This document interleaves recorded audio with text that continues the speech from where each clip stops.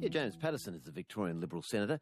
He's the person who's put forward a new bill on same-sex marriage, one to compete with the existing bill, which I suppose has been sitting around for a month or two, put by his fellow Liberal, Dean Smith.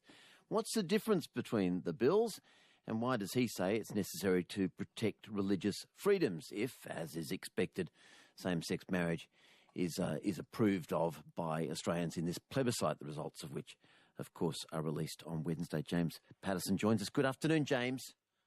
G'day, how are you? Good. Now, some people are saying this is just another delaying tactic by people who oppose same-sex marriage. Is that true? Well, I support same-sex marriage. I voted yes, and I've been on the public record in favour of same-sex marriage since June 2011. So I certainly don't want to delay same-sex marriage if there's a yes result. I want to get it done as quickly as possible. My view is we must do so before Christmas. It would be untenable for the Parliament to rise before Christmas without having legalised same-sex marriage. And my bill can pass the Parliament just as quickly as any other bill could pass the Parliament. Dean Smith's bill, of course, already does enshrine some religious freedoms. It says if you're a minister of religion, for instance, there's no way in which you can be forced to do a same-sex marriage, perform a same-sex marriage if you don't want to. That's right, and that's one of the strengths of Dean's bill. But unfortunately, Dean's bill doesn't extend that right for religious freedom to anyone else. And religious freedom is, in fact, a universal human right. It's something that everyone enjoys. It's not limited to anyone by their profession or their occupation. So there's no reason why a priest should have privilege over anyone else. And indeed, there are people who have secular reasons for opposing same-sex marriage, and I'm a non-religious person. I think people who have a conscientious objection that isn't based in religious faith also deserve the same protection. Mm-hmm. But, you might say on religious grounds you're a baker and you don't want to supply a cake to a Jewish ceremony, to bar mitzvah or something like that. That would be called discrimination in Australia. It would be against the law. It's been against the law for a long time. What's so different about that? Well, I don't see anybody out there in the community calling for that. I've certainly never received anyone seriously suggesting that we should do that. But on the other hand, I suspect 30 to 40% of our fellow Australians will vote no in the postal survey. We'll find out exactly how many on Wednesday. That's a very significant number of our fellow Australians, and they deserve to have their genuine belief about marriage, which has been the law of the land for all of their lives and for a long time, they should be allowed to live their lives according to that belief, even after same-sex marriage is legislated. That has a big impact on other people, though. I mean, let's imagine ourselves with empathetic hearts into the situation. Let's say I'm a gay man, I've decided to get married to my partner. I go to my local baker and I say, this time around I want a wedding cake. We've dealt with each other for years, perfectly happily. This time around I want a wedding cake. Oh, why? He says, I'm marrying my mate, Brad.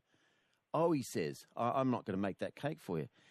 This is a pretty dramatic and hurtful moment, isn't it? It is, and I think and I hope that the vast majority of bakers would be delighted to have a customer who wants to buy a wedding cake from them, and I suspect most gay couples will want to go to bakers who'd be willing to provide to them. But there actually is a very sad case along very similar lines that you described, where a gay couple in Washington State in the United States used the same florist for 9 years and had a great relationship, but she had a genuine and sincere belief in marriage in the traditional definition, and when they asked her to provide flowers for their wedding, she declined on that basis. And they sued her, and she lost in court and was fined thousands of dollars, and it's on its way now to the US Supreme Court. I don't think that's any better either. I think we have to find a way to coexist in a society where we do have different views about marriage. I don't want to see gay couples denied the right to marry, but I don't want to see them have the ability to force someone to supply services to their marriage either. But this is what discrimination law is all about, isn't it? I might have a sincere belief that my particular religion is the way to heaven, and I can hold that in private, and I can have a church which denies entry to other people who don't particularly believe in that mechanism to heaven. The point of discrimination law is to say if I'm also running a local news agency, I can't not deliver a newspaper to people who happen to be Jews or Muslims or a Christian sect which I'm not a member of.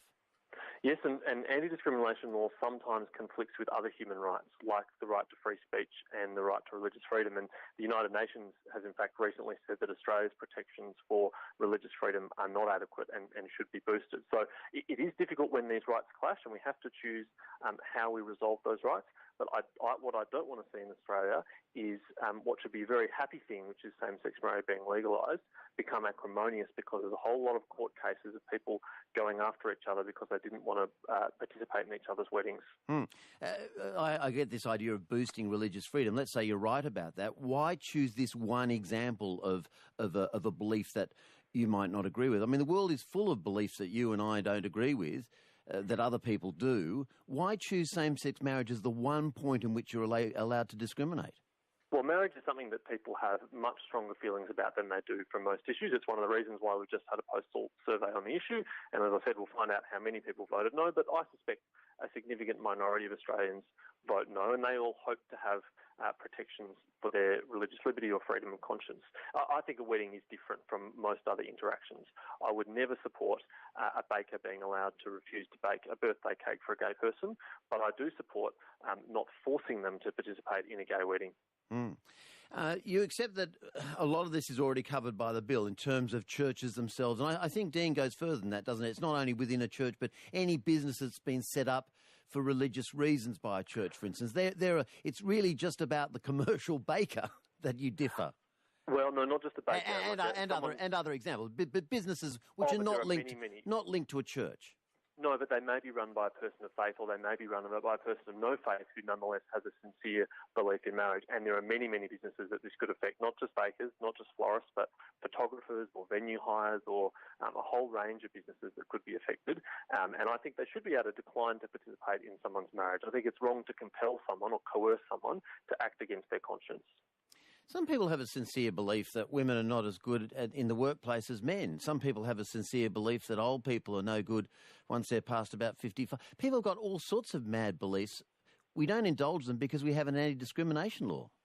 I think it's pretty unfair to equate a traditional belief in marriage with those kind of attitudes, although that's not my view, as I've said.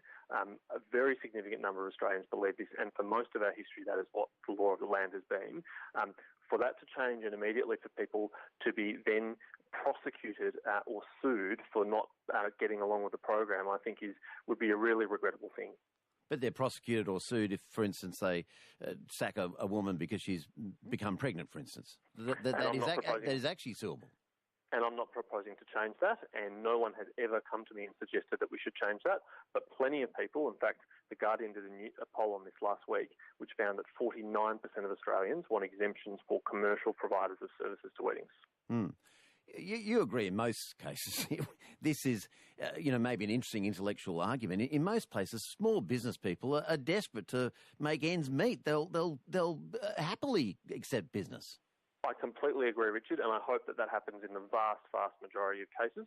Unfortunately, as legislators, we can't just prepare law on the basis of what we hope will happen and what will happen in most cases, but we have to prepare the law in case of those exceptional cases and those rare cases, which unfortunately the international experience suggests we might have here in Australia as well. You don't think you're providing cover for the naysayers? I'm sure you're absolutely sincere in all the things you're saying, including your support for same-sex marriage. Most of the people who'll be supporting your bill, though, haven't got that position. They're not supporters of same-sex marriage who have some problems with the existing bill. They're people who are against it, and they'll be using your bill for that reason as a delaying tactic, won't they? Well, that's an assumption, Richard. I've actually spoken to other people on the yes side of the debate who had input into this bill and who like aspects of it. I don't speak on their behalf, but I've had encouragement from other people who have similar views to me who are on the yes side of the case. So don't doubt that there are many people of goodwill on this issue who just want to make sure we get this right. James Paterson, I thank you very much for your time this afternoon. Many thanks, Richard. James Paterson, he's a Victorian Liberal Senator who, as early as this week, perhaps will be putting forward his bill. There'll end up two bills, both put by Liberal backbenchers or senators. James Paterson, who you've heard from, and Dean Smith, whose bill was presented as a member's bill back a couple of months ago, wasn't it?